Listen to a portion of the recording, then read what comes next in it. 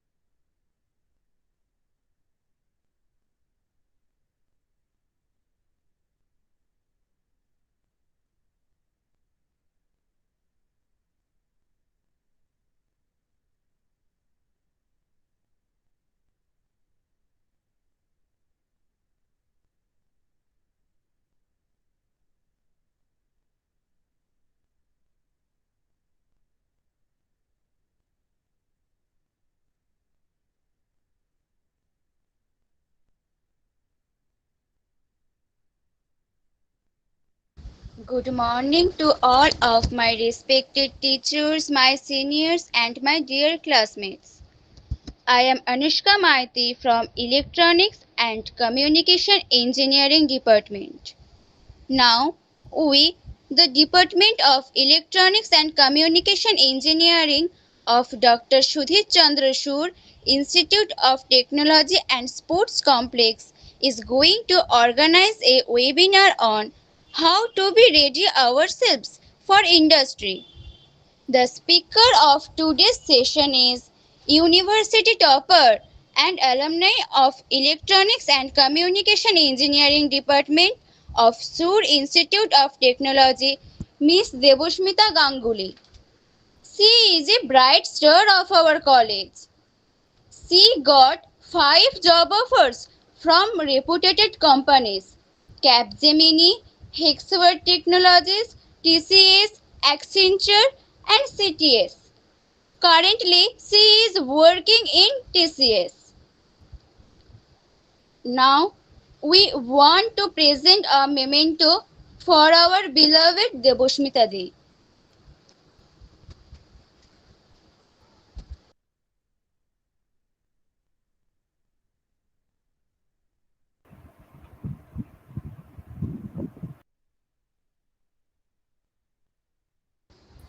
Dear Debosmita, please accept this a token of appreciation from our end.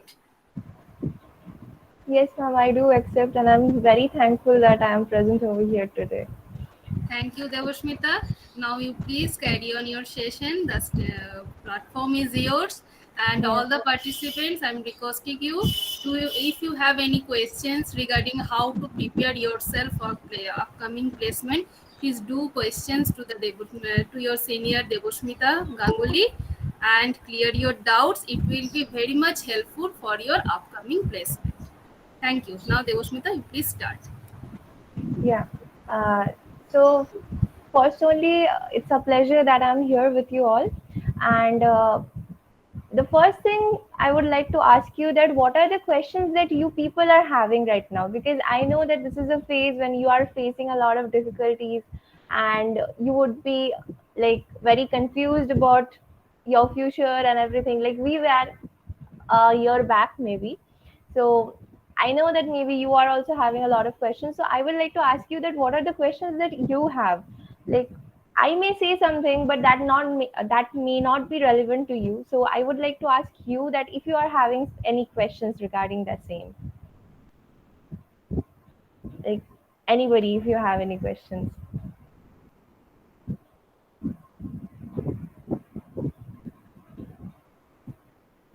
yeah, tell it to me. Hello, Debosmita di. Good morning. I am Good Sumit Shah morning. from EC third year. Yeah. Actually, I want to know that from our respected teachers, we all got to know that you smartly you smartly got across the academic studies, as well as you have done your placement preparations, as well as also taken part in the college tech fest and the functions and competitions as well, and like that many things. So how did you actually manage your times across all these things? Yeah. So that is a very tricky question because I have never thought about it like time management as such. But I believe that if you are like very much focused on what you want to do, like then you are going to able like you are able to manage it. Because the one thing that I thought is that when I was in college, like the college is not never going to come back, so I will be participating in everything, and studies are part of it. And apart from that, the major important factor is that being ready for the industry in the way they want it to be. Like the idea that we have and the way we read is completely different from what the industry demands, right? So there are things that industry will want from you. There are things that will be preferred in the industry which you will never know if you are just going through your college curriculum. So yeah, time management is something that we should be planning by ourselves, because nobody else's routine can actually impact your routine as such. You have to prioritize the things, like you have to prioritize the point where you need to prioritize. Like if you are preparing for the placements, then you have to give that time to that, and you have to separate the time for other things. Like the priority should be your campus placement when you are facing the uh, placement as such. And yeah, that is how it works. Like I believe that when I was having the placement, my major priority was sitting for the placement, and I did everything that I could do for being ready for the interviews, for being ready for the exams, and I did beyond. Like I studied beyond that, and I studied. And to be very honest, when you are first entering a company, uh, they would at least expect something from you. Like if you think that you are a trainee or you are a fresher and they would not expect anything from you, then that is not the case actually. They actually expect that you will know something uh, before getting recruited. So yeah, so you have to prioritize it that way. I hope I answered your question, right?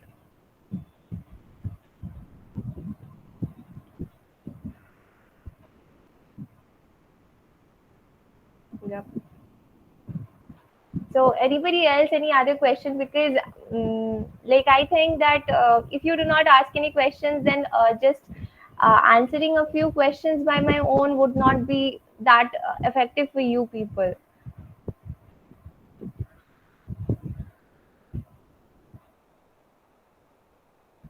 Hello, I have another one question.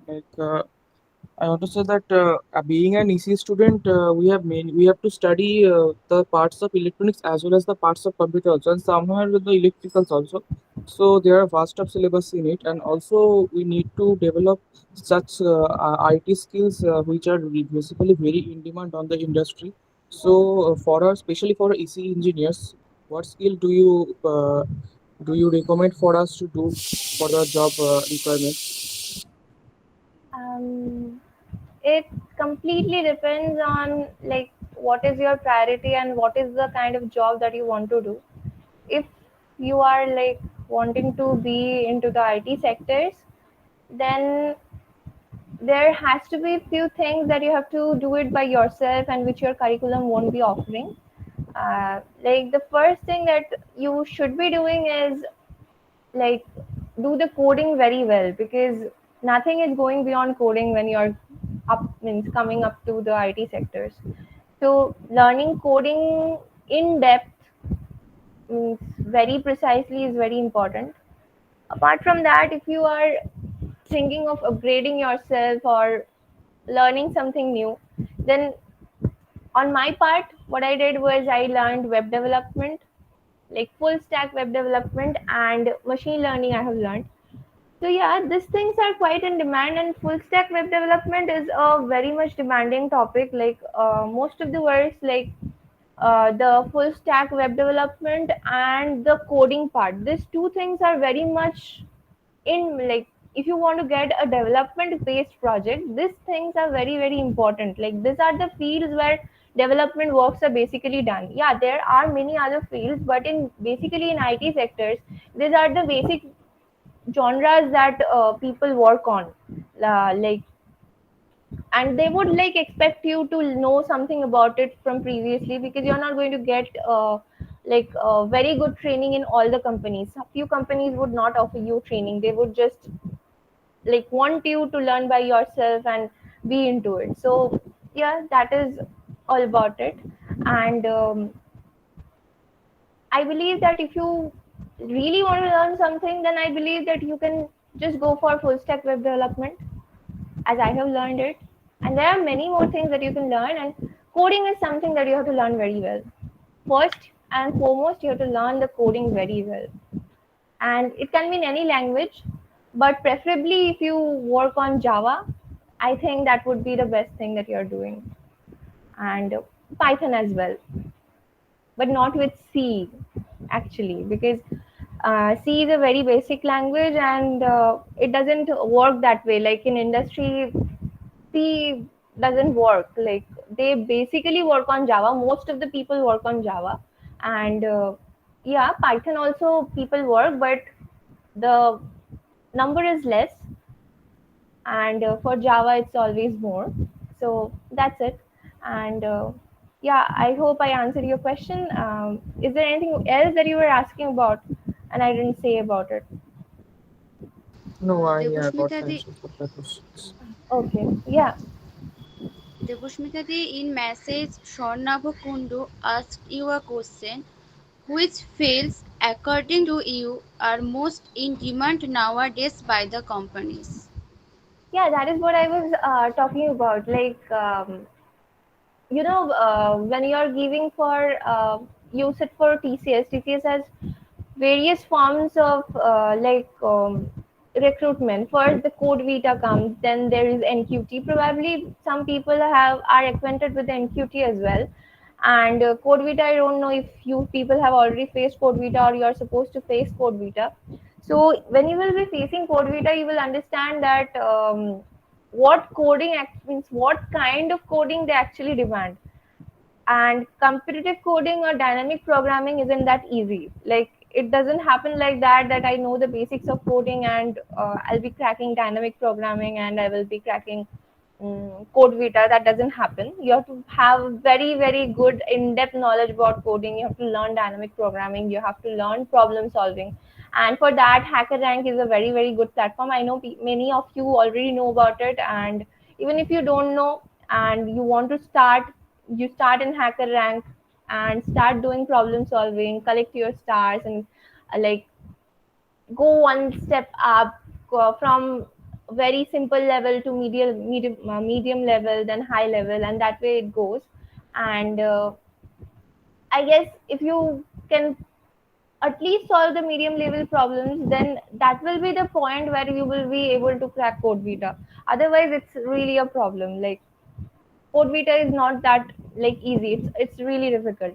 So that is the level of coding they ask for in code vita, but it's not the case with other exams. Like if you're talking about NQT, if you're talking about Capgemini, you're talking about Accenture, you're talking about Cognizant, you're talking about Hexaware, anywhere you are talking about, not all the places that you require coding. Capgemini does not require coding, and I know that many people have already given the exams about it.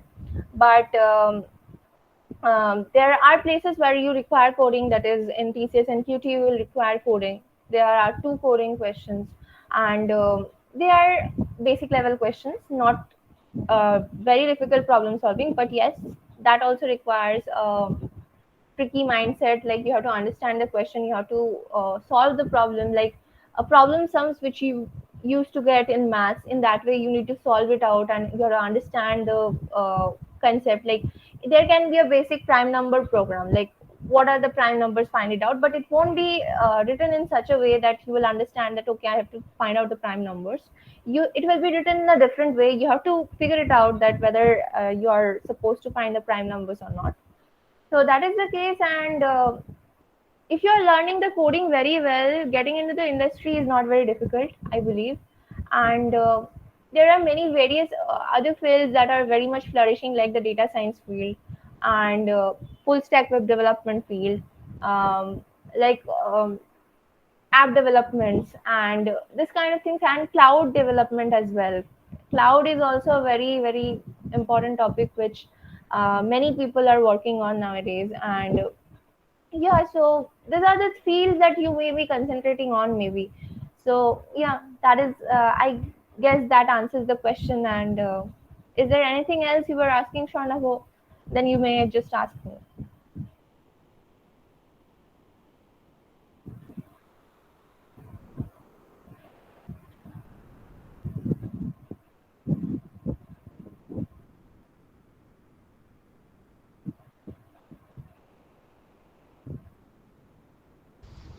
I am Anushka Maiki from second year, and I want to ask a question that what is the right time to start of taking preparation for GATE exam?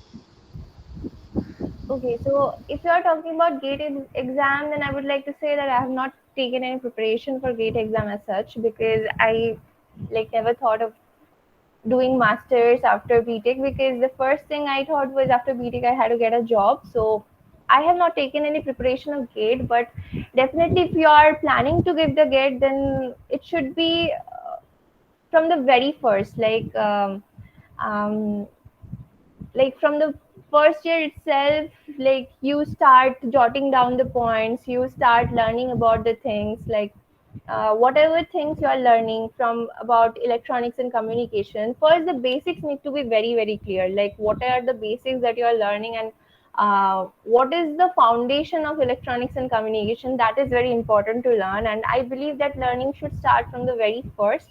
And apart from that, if even if you have not started, there is no specific time when you can start. It's like today, if you want to start, you can start it today. And you can just read about it and give more time to it. Like giving time and effort is important. Like if you are giving time and effort to anything, then that is going to work out. And I don't believe that there is any such way that um, like there is no specific way that you should start it with, or there is no specific time.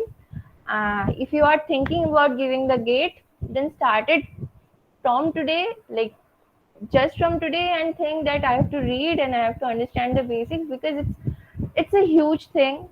Gate is an exam which is very very difficult to crack. Like to it's not difficult to crack in that way, but it's difficult to get a very good rank in that. So um, you have to understand that many people are already struggling to get that position. So if you also want that position, then you definitely have to give your time and effort to it. And if you are planning to do it, start it from today itself. That is what I will say you. Thank you. Yeah.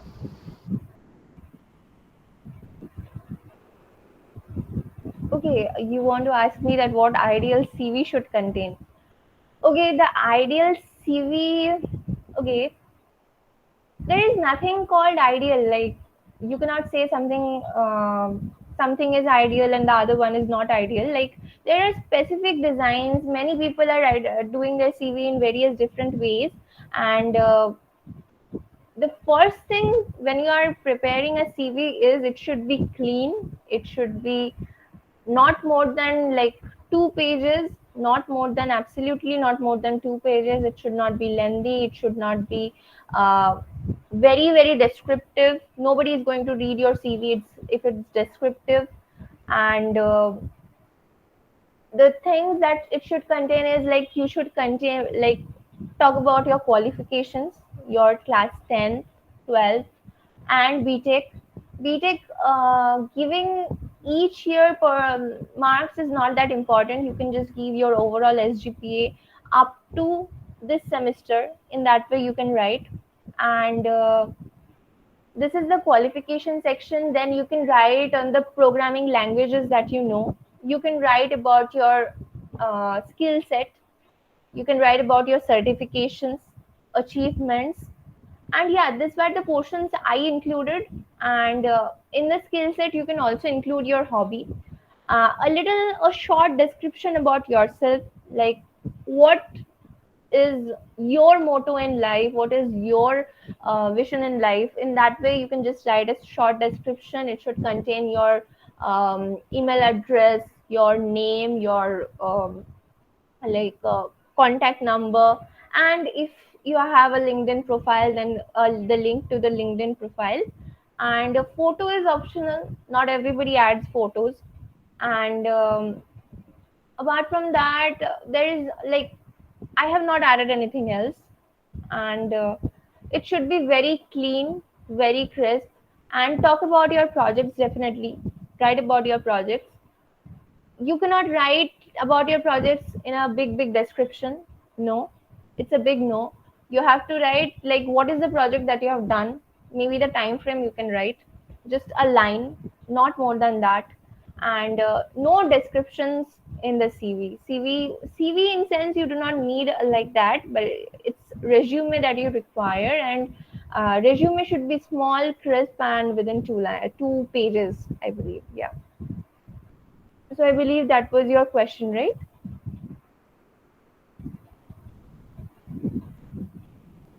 Okay. Hello, Debosmita ji. Yeah. I am Abhinandan Mukherjee from EC third year. One Yeah. thing I want to know from you, recently you have just told about the full stack web development. I am Mm-hmm. also preparing and learning. Actually, I am now working on front end. So I Mm-hmm. want to know from you that what you prefer. That means in front end or front end framework, and as back end and back end framework, and from server end and the database. So what according to you is the key or the main framework or should be the standard in industry standard that we should be prepared for giving a for sitting a interview or opt for a company, that we should know at least this or we should know Angular, React, or if we should use Mm-hmm. Bootstrap or kind of things like that. Yeah. So this question can be answered in various ways. See, like there is no particular thing that you can use and that suits the industry standard. Let me say you something. Say, for example, you are learning HTML, CSS, JavaScript. HTML, CSS, JavaScript is the basic that you can use in Angular. And React is a bit different. It React JS, it completely works on JavaScript and all that code. So I believe that learning basic HTML, CSS, JavaScript in depth would actually help you for the front end. For backend, you have to know about a database. Absolutely, you need to know, either you need to know Oracle or MySQL. But I believe if it would be better if you are learning MySQL, because MySQL is in use in most of the places. Most of the people prefer using MySQL. And there is an there is something called Spring Boot, which is also very good, which is something of industry standard, and you can learn it. And apart from that, I would like to say you that if you are like wanting to do it for front end, then you can use anything, because when you are going to give an interview, they are only going to ask you your knowledge about it, like how much knowledge you have about it. Because there are multiple ways that industry works. Like you are there are for development, many people use WordPress, many people use Drupal, many people use just HTML, CSS, JavaScript, many people will be using Angular, many people will be using React. So it's not possible for you to learn everything. So the basic thing that you should be very well acquainted with is HTML, CSS, JavaScript. And apart from that, you can just pick up any one of this. Like I would say you, like you can pick up React, you can pick up Angular, any one of this, and can start doing on it. Like just don't focus on everything. Like you cannot learn everything. They will, that much flexibility they will give you to learn, but the basics you have to be very clear. And I believe the basics is HTML, CSS, JavaScript, and in few places TypeScript is used. So you can also prepare for the TypeScript as well. So yeah, that is it, I believe. Like, is there anything else that you were asking? And what about backend language? I mean, PHP with combination of MySQL or Node.js or Python Django. Actually, I'm just little bit confused because many Okay, people okay. suggest many things. So, Okay, so see, there is a pathway where you can do is like you can use Spring Boot as the mediator. Okay, Spring Boot, and in the front end you're using Angular, and at the back end you're using MySQL, and Spring Boot acts as a mediator. You can learn PHP. PHP is a very good technology. Many people use it. You can just go for PHP. I would suggest, because Spring Boot would take a little time and it's a little tricky because you need to know Java very nicely to get into Spring Boot. So I would suggest you that you go for PHP. PHP is a very good thing. Many people are using PHP and it's absolutely industry standard. Go for PHP.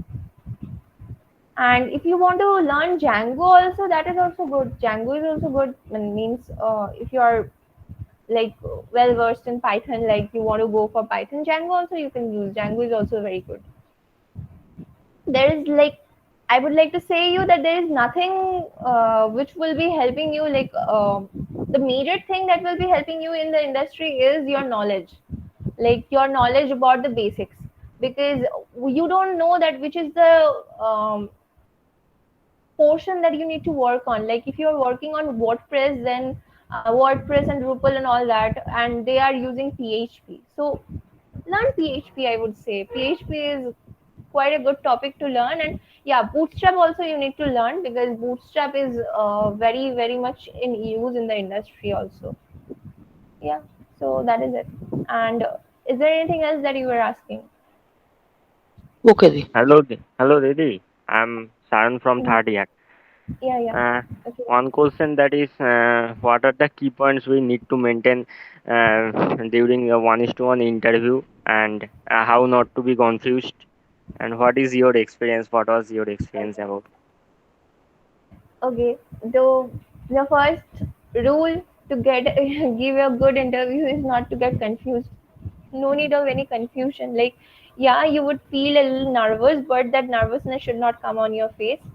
And the second thing is, I believe that preparation is very important. Like whatever you are writing in your CV, the resume that you are preparing, whatever you're writing in your CV, you have to know each and every point in details. Like in details, I mean in details. Like they would be majorly focusing on your CV. They would be seeing your CV. They would be learning that what you know, and they will be asking the questions from there.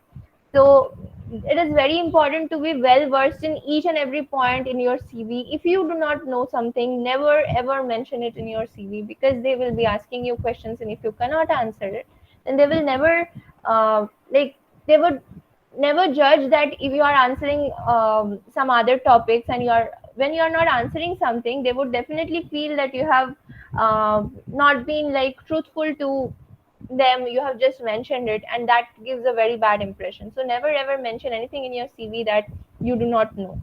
You have to mention something which you know very well.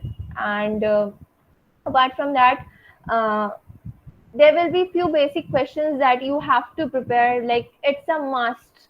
If you are going for an interview, you have to prepare these questions. There not in every places there are two rounds of interviews, like technical round and HR round. In few cases the interview is collabed, like one interview for both technical and HR. And if you are going for the HR round, then few questions are there which are like anybody will ask you. Like the first thing is like, where do you see yourself in 5 years? um, why do you want to join this company?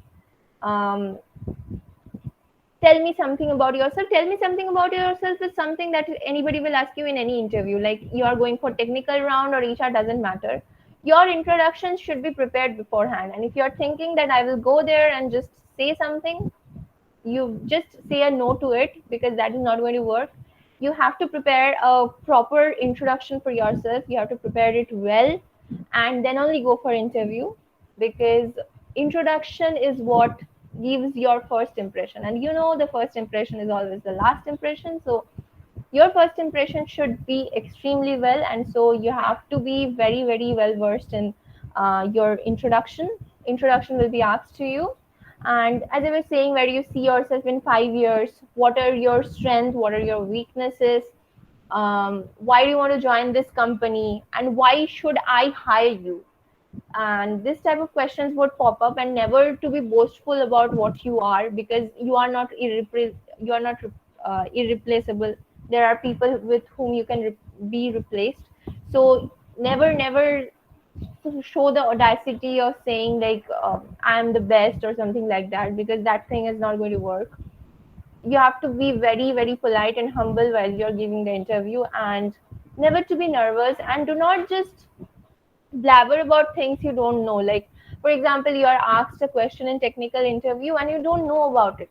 Just don't say that, yeah, I know about it and this may be the answer, this may be that. Don't waste their time. Just tell them that, yeah, I may have known this, but I do not recall it right now.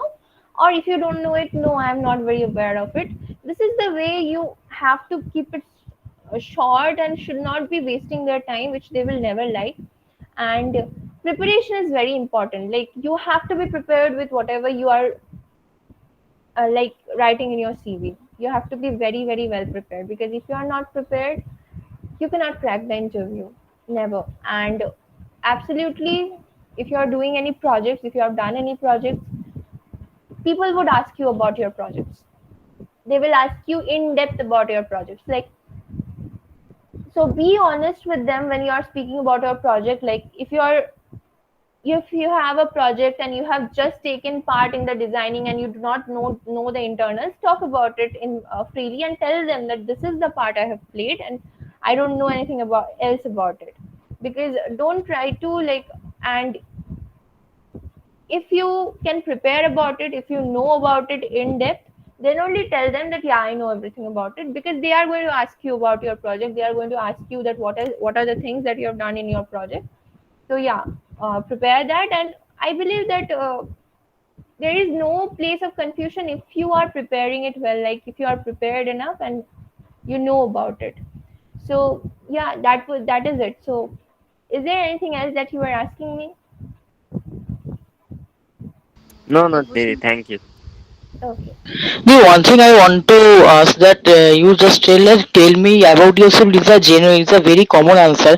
But the thing is that we have already submitted a CV and the interviewer wants to hear something that which is not mentioned in CV, and we should not just start from our schooling, because the interviewer already know that we have already passed, and this is why today we are here at the interview spot. So what the key points or the points we should just touch in the that, because the answer we cannot take up a long answer for 2 to 3 minutes. We just take it for So 1 minute for what to are you day. asking? For your introduction? What should be the ideal answer for tell me about yourself in short and in Okay. Tell me about yourself should not be exceeding 2 minutes.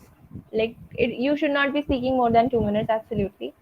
You should be telling your name, and you are not going to speak about your qualifications like 10th marks, 12 marks. No, you will just say your name of the college and your overall SGPA if you wish to. And if you don't, you may not say, but mention the name of your college from where you are coming, and absolutely your department. And this is all about the qualifications that you are going to speak. You are going to speak about your skill set in sense, not the technical skill set at first.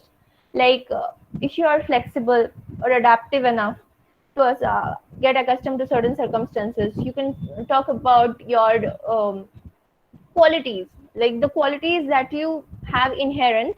You are very adaptive, you are a very flexible learner. If this kind of things that you are having in yourself, you have to say about that. You can talk about your hobbies in a line, like these are my hobbies. Talk about the internships if you have done something. Talk about the summer training if you have done something. Talk about your projects. Don't talk about in a lengthy way. Just talk about that these are the projects that I've worked on. This is my interest. These are the languages that I am finding interest in. These are the things I'm currently learning, and I'm trying to upgrade myself based on the industry standards so that I can contribute well. Yeah, these are the things that you can say, and I don't think that there is more to it. Like, there is nothing more that you can add to this. And yeah, that's true that you should not mention what is written in your CV. Like, but Your CV is the reflection of yourself. They are seeing the CV, that's right, but what you will say should not be exactly matching with the CV, but there should be few points from your CV that you should mention. One is your language preference, one is your project, third is your college and department, and fourth thing is your and the fourth thing that you should mention is not written in your CV, that is your qualities, the strengths, the weaknesses that you have. These things you have to speak about. Is it okay? Like, was that the Yeah, question? absolutely. Yeah.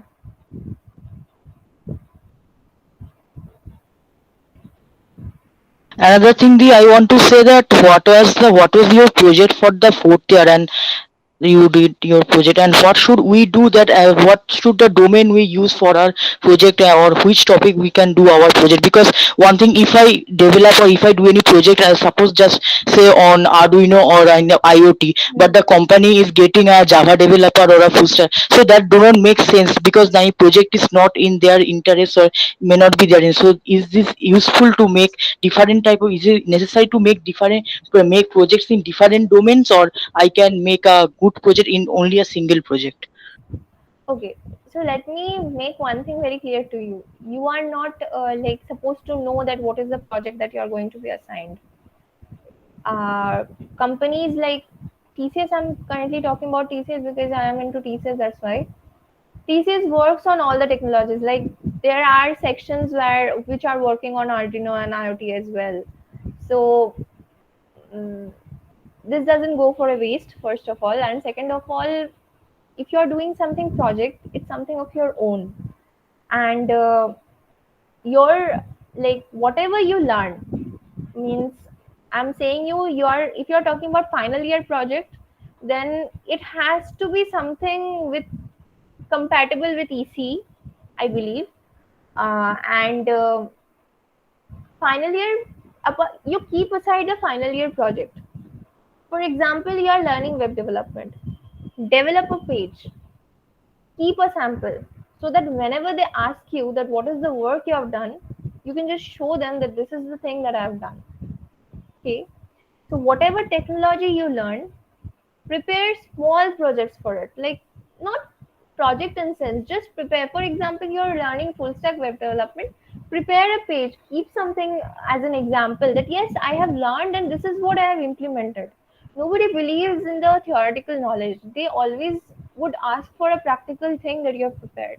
For example, you're learning machine learning, then have a project for it. Be it a small project, very small, be a very lame project, but have something so that you can tell them that this is thing I have learned and I have done. And if you're talking about the final year project, then I don't know the circumstances, what it is going to be afterwards, but if you're doing it in a group or if you're doing it from home, it can be something software based. Like we did, my project in the final year project was a software based project because it was a little difficult to prepare hardware project because we were in a team and we all live in different places. So we prepared a software based project, but it's up to you what you're preparing, because when you are going to the college and you are uh, this circumstances, if are these circumstances are ending, then definitely you have to prepare a project that should contain some hardware maybe. And I don't know that whether only software is allowed or not, because this was the time of pandemic and I don't know that that is allowed or not. But I would like to say you that whatever you learn, prepare a project for that. Like project in sense that prepare something related to it, because everything requires a live demo. Like if you're showing, for example, you're saying that yeah, I know this, and answering few questions, and you're showing a live work of you. What do you feel like? Which would be more effective? Like I'm asking you. Yeah, absolutely. If we, it will be better always that if we show any proof or our work or kind of thing. It's not that they will always ask you that show me, but you should always have a backup. Like whenever you are facing something, you should be 100% prepared to face that circumstance, no matter what they ask. And they don't. And I we also don't know that whether your interviews will be uh, online in an online mode or offline mode. So be prepared with everything that you have. So I believe that that is going to help you out in future. And if you are talking about the final year project, then yeah, see your interest, keep some relevance with EC and prepare something, I believe, because final year project is a huge thing and it has to be a little different, and it should be something that you know about very well, because everybody, like the company and all the people, will expect that if you are preparing a final year project, then that means the that is the final thing you prepare. So definitely that should be in your knowledge, like that should not be something that you don't know at all. Okay, is that okay with you, or is there anything else that you were asking? What are the domains we can use in our final year project, or what are the domains we can work with? Actually, want to get some example, because I currently have no idea that what the project should be. So can you give us a suggestion that we can do projects on these or kind of things Okay. like that? See, one thing. There, like the domains. If you are asking, then the domains would be provided by your teachers when you are coming to the final year. That these are the domains you can work on.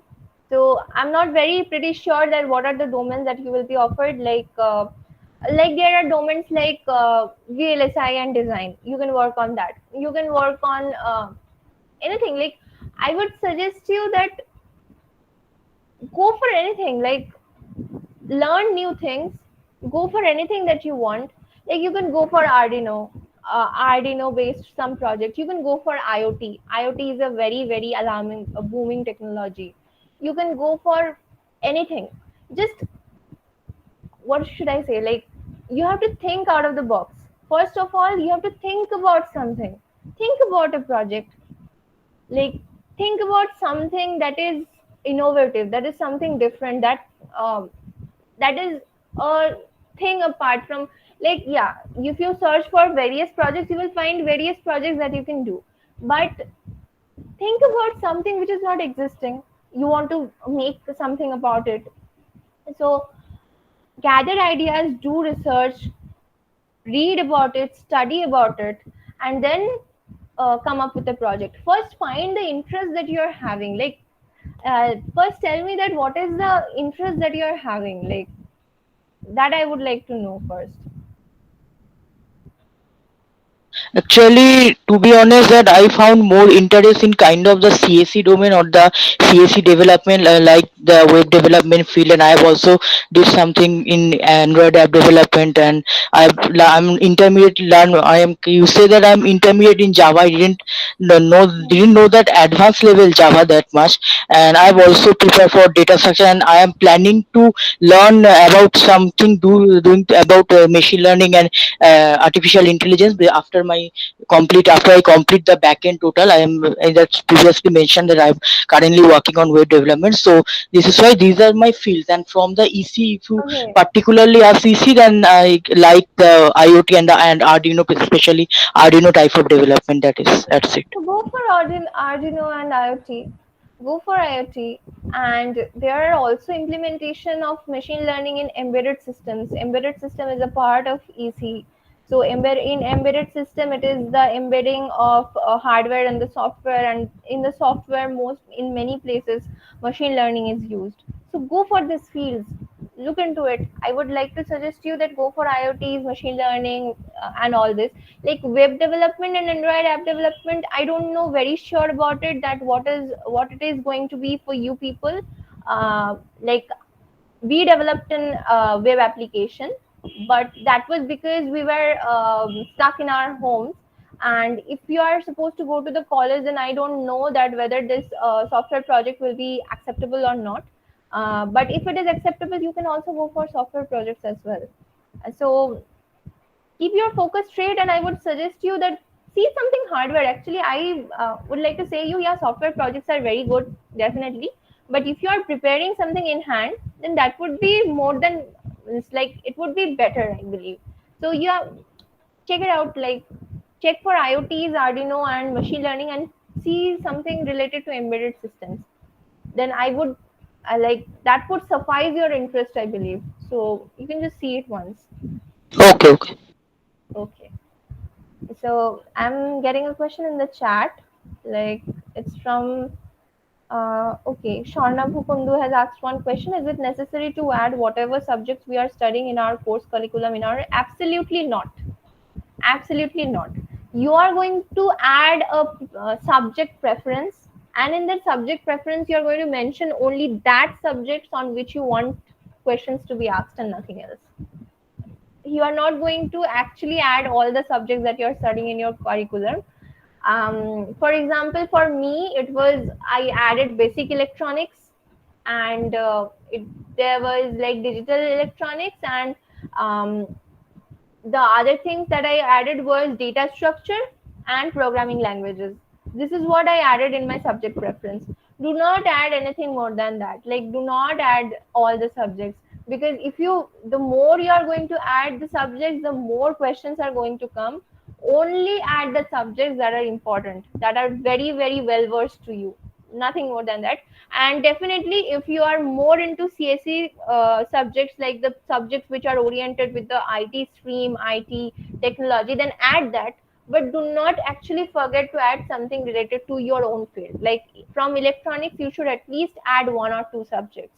And apart from that, add some CSE based subjects if you are comfortable. And if you are not, then don't. But never add all the subjects. No, absolutely not. Okay. Uh, so Snehanshu has a question. Okay, I have no idea about Java. Now I want to start it. Then how should I start it? Okay, so you do not have any idea about Java. No problem. You're in third year, so start it from today. Like, do not waste any time because it will require some time. Just go on YouTube, search for tutorials. There will be thousands of tutorials available. Just go for it and study from there. Start from, like, there are tutorials which will start teaching you from the scratch, means from the very beginning, and they will all teach you till the end. And if you are like ready to like get into some course, then you can go for Udemy courses. See the rating and go for Udemy courses, because I have done from Udemy courses are very, very nice.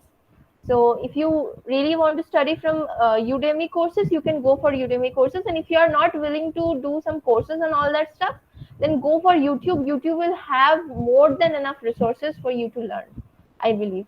If your basic understanding about coding is fine, Java, learning Java syntax is not a very big deal.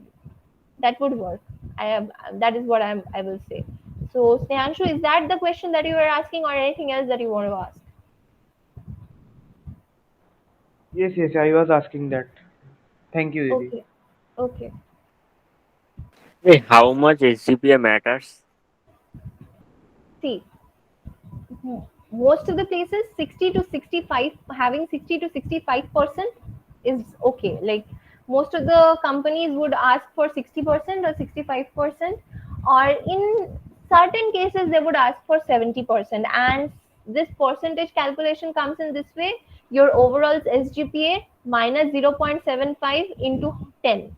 Like if you are having 8 overall SGPA, do minus 0.75, that is 7.25, and into 100, sorry, into 10. So that is 72.5. So that is your percentage. So that percentage, you are like, most of the places it's above 60%, some places it's above like 65%, and some places it's above 70%. 70% is very less, like not many places would require 70%.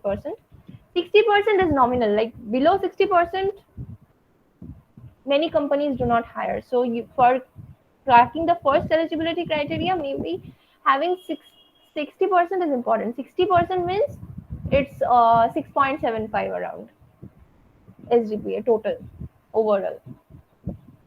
Okay, Di.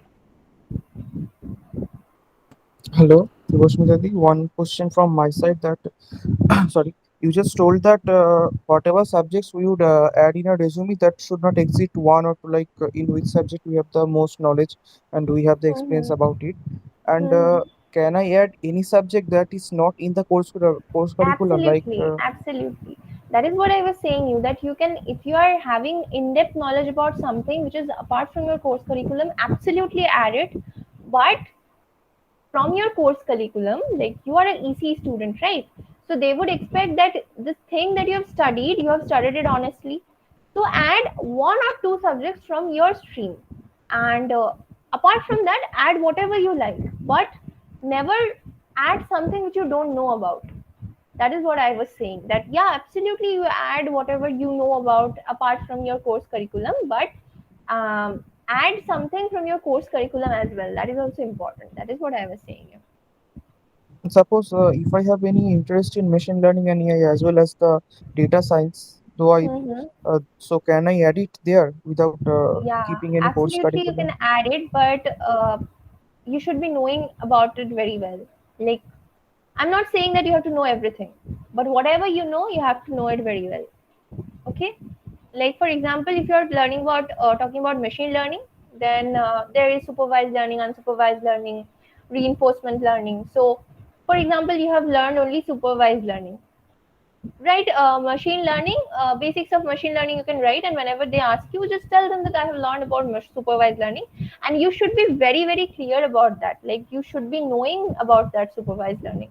Apart from, if you do not know and you just know like a surface reading kind of thing, then don't add it, because that would be a negative impact then. And if you know it very well, then definitely add it. That's an extra advantage, absolutely. And can I add something like there are many courses where there are many parts divided for it, and can I add any part of this which I have the most knowledge on it? um, can you just specify what you mean? Like, what is the Like course and what are the I'm parts? just uh, I'm just taking an example. Like in Coursera, there is Mm-hmm. a course named Machine Learning, and suppose that there are 10 divisions on it. Like it is a Mm-hmm. specialization course, so it has 10 Okay. divisions on it, and I Mm-hmm. have perfectly the knowledge only on one division. So can I add that one division in my resume as my subject What is the reference? division? What is the division? No, no, I just taking an example because there are many Okay. courses which are more. Okay. See, one thing. Let me say you. That is what I was saying you. So, machine learning has three parts. Okay. It's supervised learning, unsupervised learning, reinforcement learning. You either learn a part of it, like you learn supervised learning, and you mention machine learning basics, and tell them that you know the supervised learning part. It's not that you know machine learning, you just know one thing and you are mentioning machine learning. No, you cannot add that.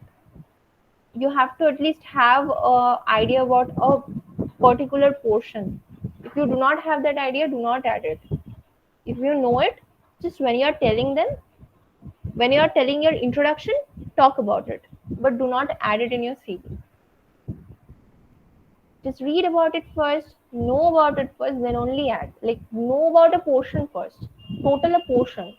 Otherwise, don't add it, because that would be very vague in that way. Because they would like tell you that if you have mentioned, then you should have known this. Okay. Okay. Okay. Okay, so there is another question from Shatik Datta. What are the programming languages we should learn in depth to get any idea where the coding and programming are involved? Okay, Shatik, that I would like to say you one thing, that there is the first important thing you have to learn about programming is how to solve it. Languages comes afterwards. Like, learning a language and getting the syntax about it is not very difficult. The basic difficulty that you would be facing is to frame the thing, like how you to solve the thing. So learn that first. And I would suggest you go for Java and Python. Don't go for C, because C is very basic, and no, most of the places means it's obsolete, nobody uses it. Most of the industry standard programming is done on Java, because Python is new comparatively, and switching to Python will take a little bit of time. And not many people are acquainted with Python, not many people work on Python. Most of the work is done on Java, and as the industry is huge, so switching from a one programming language to another is really really a very difficult and a very big job. So in no in no recent times, people are going to switch from Java. So learning Java would be like the best thing that you can do, I would say.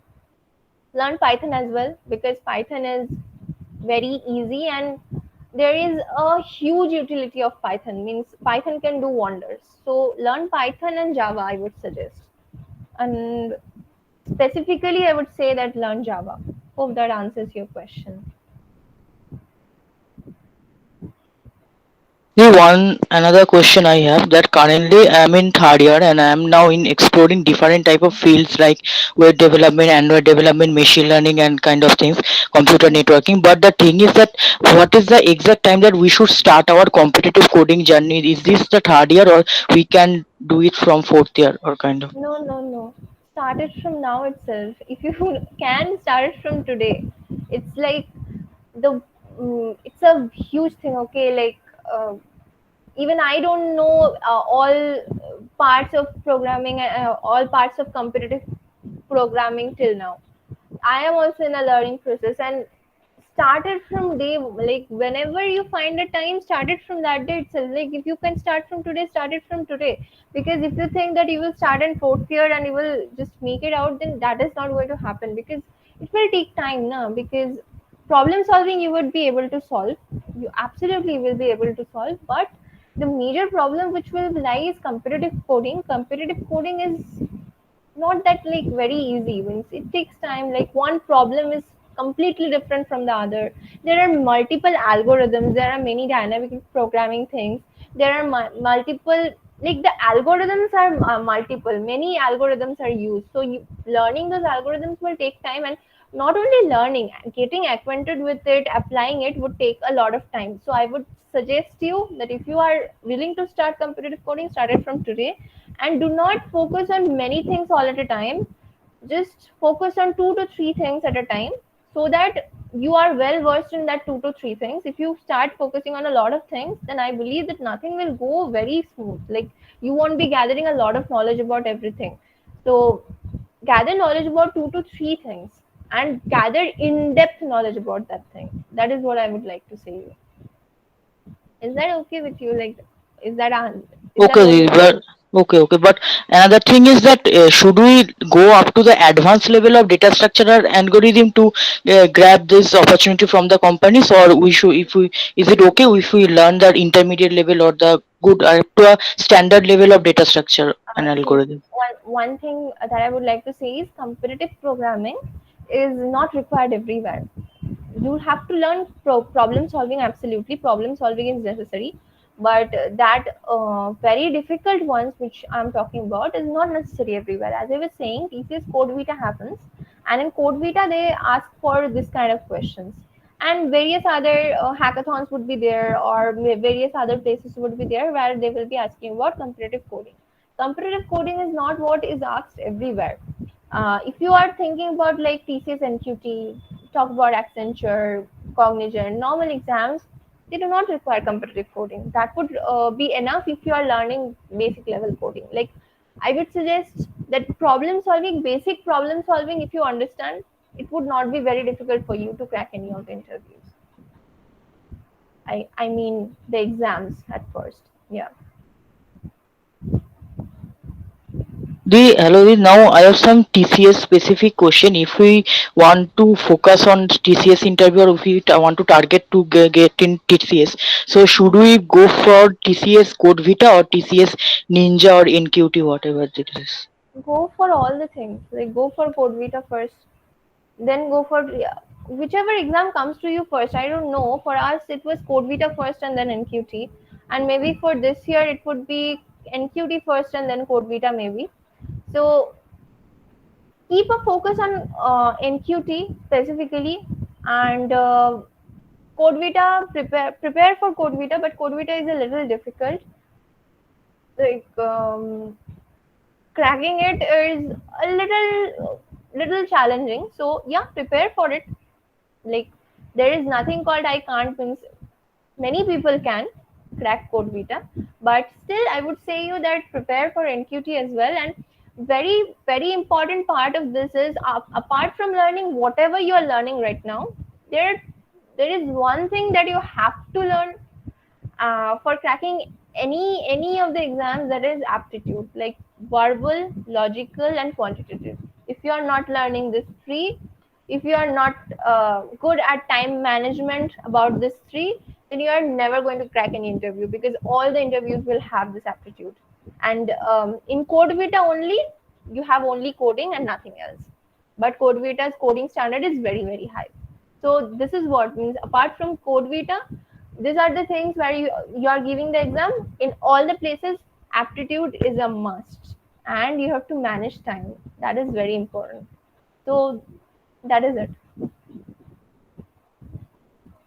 Another question I have, that why did you choose TCS? I mean, is TCS is have any advantage for freshers, or is freshers friendly, or another, or over other companies, or kind of things like that? Because I thought already seen that many people choose TCS in spite of getting the other companies like Ognigen and Capgemini. Is TCS is something a special kind of thing, or kind of thing? See, one thing is, um, TCS has a very big brand value. Okay, means first of all, means in current scenario, TCS is leading this IT sector currently. Accenture is also a very very good company, but for me, I chose TCS because I wanted. Um, I had a location constraint first of all. So as I was a little concerned about the location that I wanted in Kolkata right now, so I got TCS in Kolkata. So I chose TCS. And the second thing that is that my Cognizant and Accenture joinings came after TCS. Okay, so TCS came first, and I didn't reject TCS. I accepted it. So already I accepted it, so I did not go for that too. That was the case, and um, there was nothing more to it. Like TCS is a good company, and I would not say you that if you are getting opportunity of Accenture, TCS, you go for TCS. You can go for Accenture as well. Accenture is also a very very good company, and like one of my favorites. But as my joining of TCS came before Accenture, so I had to accept that before that, so that because leaving an opportunity is never an option, and leaving opportunity like TCS was never an option. So I chose TCS. That was the thing, nothing else.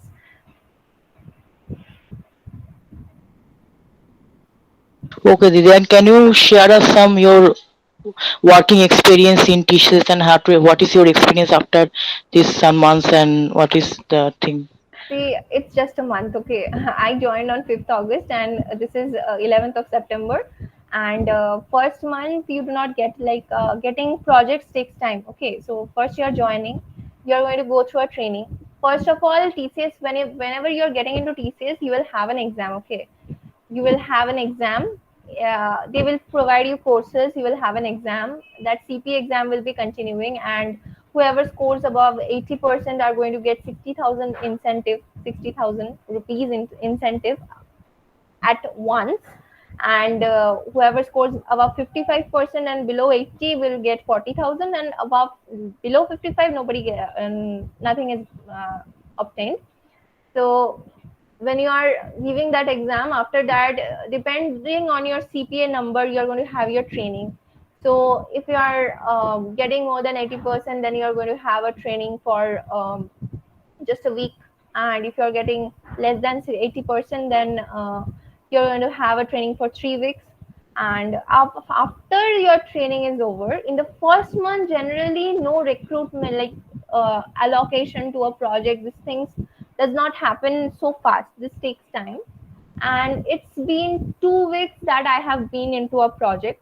So currently I am only actually figuring out the things that what is happening, because in my team I am the only fresher. Other all are experienced people. So the one thing I can say you that before assigning the project, I was interviewed for more than 5 times. So that is what I was saying you, that you have to be like, they expect that whatever skill set you have, you know about it. That is why you have that skill set. So you have to have that knowledge. That if you think that you do not have any knowledge, then do not mention that, never to mention that. So they will expect that you are having certain knowledge about the thing that you are mentioning. So that is what I was saying. And the experience is like, experience for each person is different. Okay, like I am assigned to a different project which contains a different technology. Some people will be assigned to certain other technology, some people will be getting some other project, some people would get development projects, some people would get support projects. So it's completely different for each and every individual. Okay.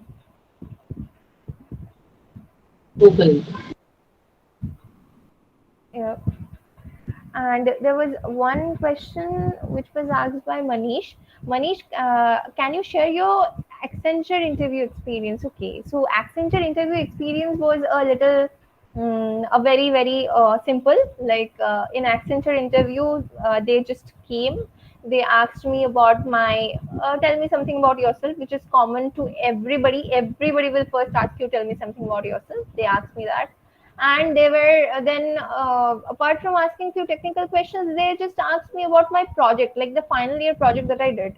And they asked in depth about the final year project that I did. So yeah, they were very very concerned about the project that I did, and most of the people were asked about the projects. Few people were asked about various technical questions. And yeah, that was the interview experience, and I didn't face anything else apart from that. Okay.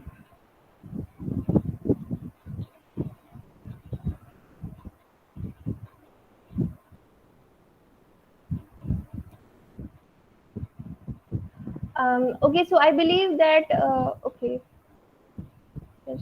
campus or off campus. For our college, you have to give Accenture off campus, because Accenture is not on campus on our placements. So I gave off campus Accenture. And for technical questions in Accenture, were they from data structure or any other part? Yeah, they asked about uh, for this year Accenture is coming on campus, so that's a very very good thing. Like coming Accenture coming on campus is a very good thing, because Accenture is a very very good company.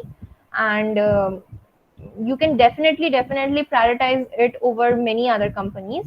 And technical questions, I would like to say you, Mritika, that technical questions, mm, from Java, I heard from few people, because I was not asked as such any technical questions apart from my project. Like what in I did my project on Python, machine learning, and all of that thing. So I was asked based on that. And technical questions, many people were asked from Java, data structure, and all that. And specifically, I would like to say you that any company, any people, anybody would ask you questions, from the whatever you have mentioned in your CV. So be ready with your CV and to the like as best as you can, because uh, all the questions would be definitely related to your CV and nothing beyond that actually. So I hope that answers your question. Okay. So I believe that we are almost done. Like I don't think that any more questions you people are having right now. Uh, Ma'am, Yeah, yes, Debosmita. ma'am, I think that's it. Like almost all the questions are answered right now, and I don't think anybody else is going to have any questions more. Yes, yes, yes. Everything you have covered, and you have today you have done an excellent session. All the questions, I think the participant will get their answers. Have got their answers. Thank you very much, Debosmita, for this session. Yeah. Thank you very much. I think in future we will also conduct this kind of session so that your juniors will be benefited. Okay, Yes, thank ma'am. you very much. Thank Thank you. you, ma'am. Thank you, ma'am. Thank you, everyone, and thank you to my teachers as well. Hello, Ji. Uh-huh. One thing I request that please do this kind of session at least after 2 or 3 months, or after our fifth semester, or after January, because then at that time that we will start just having companies, so we may have some more questions, so that will be able to this clear our doubts. So please conduct one more session like this after 2 3 months. Okay, that I don't know about, but definitely you can take my number from the teachers if you wish to, and you can just contact me if you have any problem. I'll be answering your questions, no problem. Just call me up. Okay, Didi, thank you so much. Okay. Okay, Debosmita, thank you very much. Hope in Yeah. the Thank you. future we will conduct same kind of session as Yeah. requested by our students. So, students, now the session is ended. You may leave. Thank you very much, Debosmita. Thank you, ma'am. Thank you very much. Okay, thank you. Yeah. Thank you, all the Thank you. participants.